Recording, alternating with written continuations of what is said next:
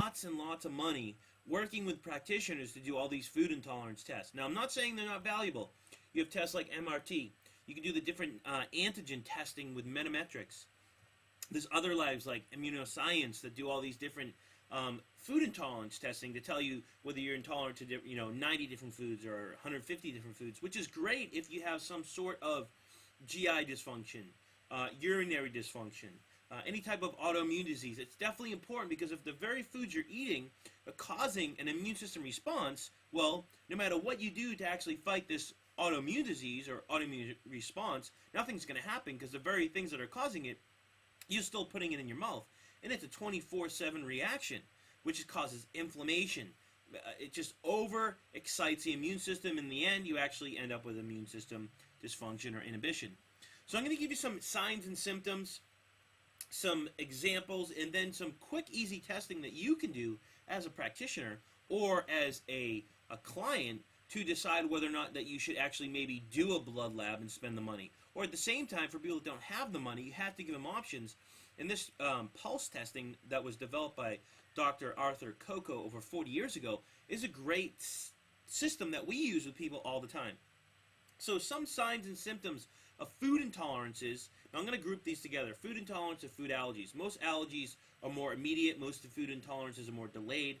I don't want to get into the difference between them right now because there is a huge difference. But some signs and symptoms, let's say that you have a food intolerance, things like that. A lot of times you get abdominal bloating after eating. You feel like your heart starts to race after eating certain foods. You have a lot of sinus congestion, stuffy nose, excess mucus in the mouth, excess wax in the ears. Some skin reactions like itching, burning, hives, things like that, red spots, acne, eczema, rosacea, psoriasis. In the ear, nose, and throat, you can have sneezing, runny nose, soreness, hoarseness, ringing in the ears, chronic ear infections I talked about in my last YouTube. In the eyes, you can get blurring, spots, watery, redness, excess boogers in the eyes when you get up in the morning or throughout the day, pain and twitching. Some respiratory, some wheezing issues, mucus formation, shortness of breath, even tightness in the chest, and asthma is a huge sign of a food intolerance. Now, there's many other reasons. We're just focusing on intolerances right now. Cardiovascular, like I said, racing heart rate, pounding heart rate. You can have flushing, tingling, faintness, or even increased blood pressure. More gastrointestinal, can have increased salivation, canker sores, indigestion, cracks in the corner of the mouth, dry lips, cracks in the lips, bleeding gums, swollen gums, coating on the tongue, swollen tongue. What else? Because that's part of the GI system. Diarrhea, gas, bloating, itchy anus, burning anus upon defecation. Weight gain can even happen with a food intolerance. Frequent urination, painful urination, inability to control bladder, itching or discharge from the urinary tract, water retention, fatigue, muscle weakness, pain, swelling, joint pain, on and on and on. There's many, many signs and symptoms. Some of the diseases we see with severe food intolerance are like acne, rosacea, a lot of itching in the skin, dark circles around the eyes, sores in the mouth, loss of smell, conjunctivitis, reoccurring allergies, on and on and on. So you start with these little signs and symptoms, and they can actually get more severe and start showing up in the body more chronic, like having those cracked lips all the time, or having eczema. You don't just get eczema. It starts somewhere in the body, and it starts with this little food intolerance, and it can develop into a disease. So a lot of people that have adult acne, well, there's many reasons why you can have adult acne, but we're focusing on food intolerances. But having a food intolerance and ignoring it over time causes such an immune system hyperactivation, you can actually develop adult acne or even develop asthma and things like that. So really pay attention to that. And when you have things like this, you need to start thinking about what is causing it. Now, one of the things we use the antigen testing from Metametrics, which we really love. There's other tests, we just really love this.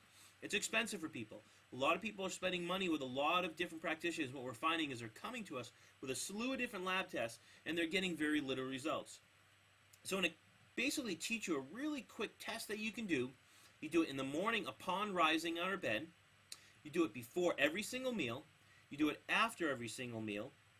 You could do it anywhere from about right after the meal to 30 minutes to 60 minutes to 90 minutes after each meal if you want to see basically what types of foods you're intolerant to.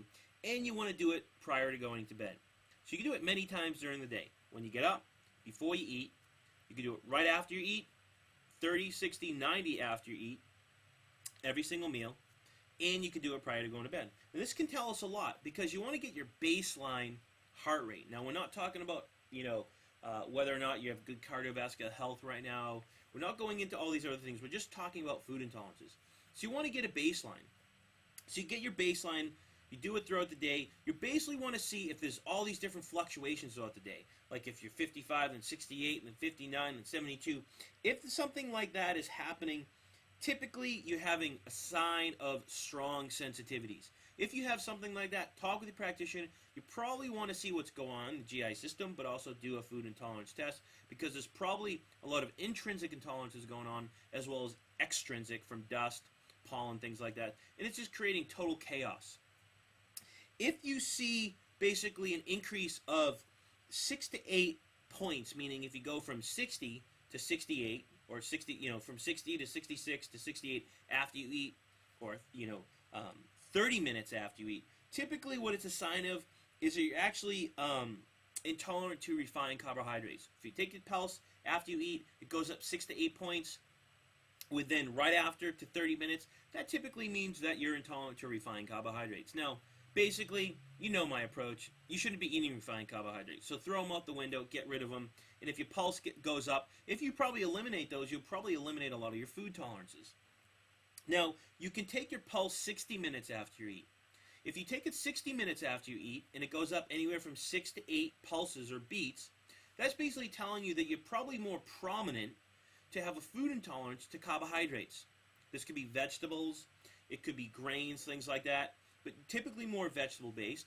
So that might warrant eliminating certain vegetables, doing the test for specific vegetables, or doing a food intolerance lab through MRT or metametrics to see, or immunoscience, to see what vegetables you're actually intolerant to.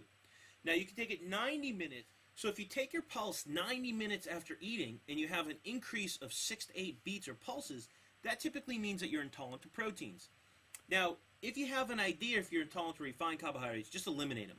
99% of the time, within 30 to 90 days, typically 90, you'll see a lot of your signs and symptoms eliminate. Now, I'm not saying that if you just eliminate these foods, that all your other symptoms in your eyes, your ears, your nose, your skin, everything's going to go away. There's usually something else that's being created, and you need to look into the GI system and heal the GI system, as well as decrease the amount of immune system activation, which you're doing with the food intolerance. But at the same time, you do need to see what else is going on in there, because it's not the foods that are just going to cause the eczema. There's damage done, you need to heal the system. But at the same time, if you find that you're intolerant to vegetables or carbohydrates or proteins, what you can do is you can basically single out these foods. Most people eat an average of 7 different foods in their lifetime. A lot of people eat the same vegetables, the same proteins. So what you can do is if you say, well, I'm actually intolerant to a protein, or I think I am, based on doing this pulse testing. And you say, well, I eat chicken, sausages, beef, and lamb pretty much throughout the week. That's it, right? So what you can do is one day eat beef, every meal eat beef, and take your pulse and see what happens. And you can actually eat it separately, or actually just even put it in your mouth, because that salivary response will cause an immune system reaction. You don't even have to eat it. You could take the beef while you're eating beef that day, put some beef in your mouth, take your pulse before and after, and 90 minutes after, see what happens. Nothing might happen. So you know you're not intolerant to beef. Next day, do lamb, and you do the same procedure, and what happens is you might find that lamb is the one thing that you're intolerant to. So, case in point, you can actually test your meals to see what you're intolerant to, then actually take the specific foods to see what you're intolerant to. Now, if you're intolerant to it, eliminate it. Completely eliminate it. You want to heal the immune system, heal the gut, because that's where most of the immune system is. And you can watch our YouTube clips in the 4-hour gut healing program. We have many other YouTube clips on how to heal the body from the inside out. But at the same time, you're getting to the bottom of the pieces to your healing puzzle. You're finding out some of the very things that are causing immune system activation or overactivation. Now, I'm not saying that these are the cause of your autoimmune disease, but it's definitely one piece of the puzzle that you need to eliminate. Now, is it more time consuming? Does it take more time and more effort to do this versus the lab? It's your decision. If you want to pay the money for the lab, go for it. It's easier than doing the pulse. But a lot of people don't want to spend $250 to do the lab, get their blood drawn. They just don't want to do that. So they'd rather take this route first and put in the effort. Remember, health is taking responsibility for yourself.